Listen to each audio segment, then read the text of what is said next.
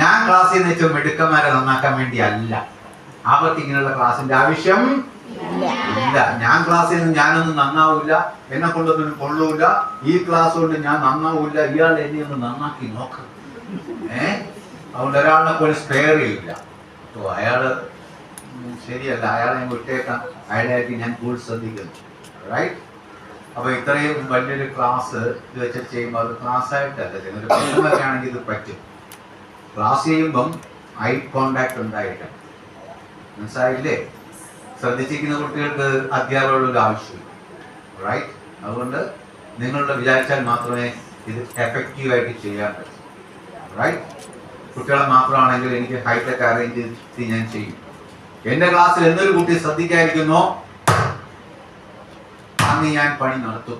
I am not fit for this job. ഒരു കുട്ടിയെ പോലും നേരെ ഇട്ടാൻ അറിഞ്ഞുകൊണ്ടെങ്കിൽ പിന്നെ ഈ പണിയായിട്ട് പോകാൻ പാടില്ല. അതിനുള്ള സാഹചര്യമില്ല.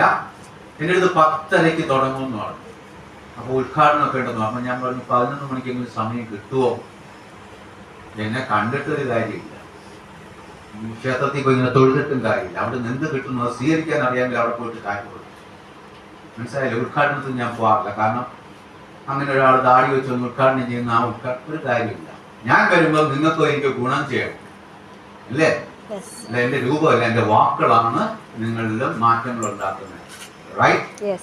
അപ്പൊ എനിക്ക് സംസാരിക്കാൻ സമയം വേണം. ഗുഡ്. അപ്പൊ സാർ പറഞ്ഞു ഇനി ഓണത്തിന് ഇടയിൽ നമുക്കൊരു കുട്ടി കച്ചവടം നടത്താം. അപ്പൊ അന്ന് നമുക്ക് വീണ്ടും ഒരു ക്ലാസ് നടത്താനാണ് പറഞ്ഞിരിക്കുന്നത്.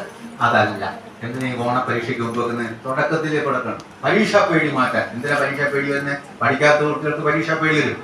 ആദ്യം പഠിക്കാനുള്ള കാര്യങ്ങൾ പറഞ്ഞു കൊടുത്താലോ അവസാനം കൊണ്ട് പരീക്ഷ സമയത്ത് ക്ലാസ് വെക്കുമ്പോഴല്ലോ ഈ കുട്ടികൾക്ക് എൻ്റെ ക്ലാസ് കഴിയാൻ പഠിക്കണം തോന്നും, നന്നാവണം തോന്നും. അപ്പൊ പിന്നെ സമയം കിട്ടത്തില്ല. വല്ല കാര്യമുണ്ടോ? ചുമ്മാ ഇരുന്ന് കളിച്ച് നടന്നതിനെ വിഷമിപ്പിക്കേണ്ട. അപ്പൊ തുടക്കത്തിലേ കൊടുക്കണം. Better start means half done. മനസ്സിലായില്ലേ? നല്ലൊരു തുടക്കം എന്ന് പറഞ്ഞാൽ പകുതി ചെയ്തതാണ് കേട്ടോ. അതുകൊണ്ട് ഈ ക്ലാസ്സിലേക്ക് എന്തെങ്കിലും ഗുണമുണ്ട് കൊള്ളാന്നുണ്ടെങ്കിൽ ഇമ്മീഡിയറ്റ് ആയിട്ട് കൊടുക്കണം. റൈറ്റ്? പരീക്ഷ വരെ കാത്തിരിക്കാതെ. മനസ്സിലാവുന്നുണ്ടോ? ഗുണം ചെയ്യുന്നുണ്ടെങ്കിൽ മതി, ഇല്ലെങ്കിൽ വേണ്ട. റൈറ്റ്? എന്തുകൊണ്ട് ആൾക്കാർ ക്ലാസ്സിന് വിളിച്ചാൽ വരുന്നില്ല? നല്ല ക്ലാസ് കേട്ടിട്ടില്ല.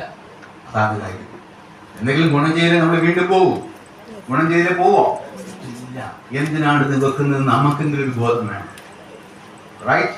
ഗുഡ്. അപ്പൊ എന്തിനു വേണ്ടി ഞങ്ങളുടെ ക്ലാസ്സുകൾ ഇന്ന് സമസ്ത മേഖലയിൽ ഞാൻ പറഞ്ഞു ക്ലാസ്സുകൾ നടക്കുന്നുണ്ടല്ലേ?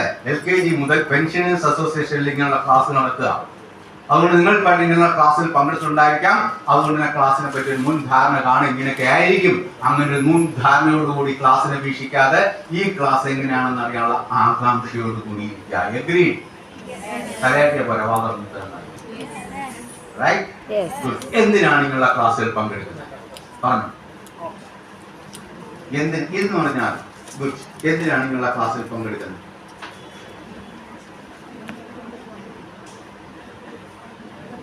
കുട്ടിയാണോ അതോ പേരന്റ് ആണോ? ഗുഡ്. നമ്മുടെ കുട്ടികൾ ആരെ കണ്ട് പഠിക്കണം? നമ്മളെ കണ്ട്. നന്നായി. ശരിയാവോ? ശരിയാവോ? അപ്പൊ ആരെ കണ്ട് പഠിക്കണം? മോനെ ഞാൻ ശരിയല്ല, നീ അപ്പുറത്തെ വിട തോമസിനെ കണ്ട് പഠിക്കാൻ പറയാൻ പറ്റുമോ?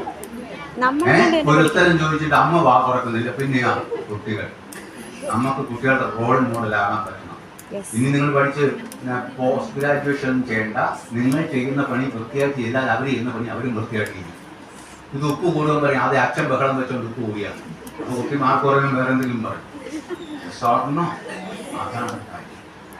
അപ്പൊ നമുക്ക് നമ്മുടെ കുട്ടികൾക്ക് റോൾ മോഡലാകാൻ പറ്റണം. റൈറ്റ്? വേണോ വേണ്ടേ? സാർ ഇവിടെ പറഞ്ഞു പേരൻസ് ആണ് കുട്ടികളെ നശിപ്പിക്കുന്നത്. പകുതി കൂടുതൽ അങ്ങനെ സംശയമൊന്നുമില്ല. വിഷമം കുട്ടികളുടെ അവസ്ഥ ഉണ്ടായി. പേരൻസിന് എങ്ങനെ കുട്ടികളെ കൈകാര്യം ചെയ്യണം എന്നാണ് അവരുടെ കുറ്റമല്ല. അവർക്ക് അറിഞ്ഞൂടെ എന്ത് ചെയ്യും? അവരെയാണ് ആദ്യം